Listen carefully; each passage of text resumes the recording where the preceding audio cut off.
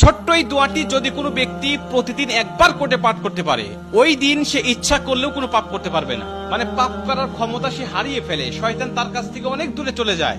নবীজি বলছেন, যদি কোনো ব্যক্তি এই দোয়াটা মাত্র একবার পাঠ করে, যেদিন সে পাঠ করবে ওই দিন শয়তান চিৎকার করে কাঁদতে থাকে, চিৎকার করে আওয়াজ দিয়ে বলতে থাকে যে আজকে সারাদিন তুই আমার ওয়াসওয়াসা থেকে মুক্ত হয়ে গেলি, আমি ইচ্ছা করেও আজকে তোকে আর ধোঁকা দিতে পারবো না, তুই আজকে আর কোনো পথভ্রষ্টের কাজ করতে পারবি না, তুই সেটা আমার কাছ থেকে মুক্ত হয়ে গেলি। এই দোয়াটার এতটাই পাওয়ার, এতটাই ক্ষমতা আল্লাহ পাক দিয়ে দিয়েছেন।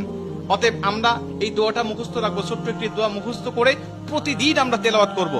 আমরা কিন্তু অনেকেই আছি পাপ ছাড়তে চাই, কিন্তু আমরা এমন কিছু দেখি বা এমন কিছুর সম্মুখীন আমরা হয়ে যাই, ওটা দেখার পরে আমরা নিজের উপরে নিজের কন্ট্রোলটা হারিয়ে ফেলি, তখন আমরা পাপ করতে বাধ্য হই বা পাপ শয়তান আমাদেরকে করিয়ে ফেলে।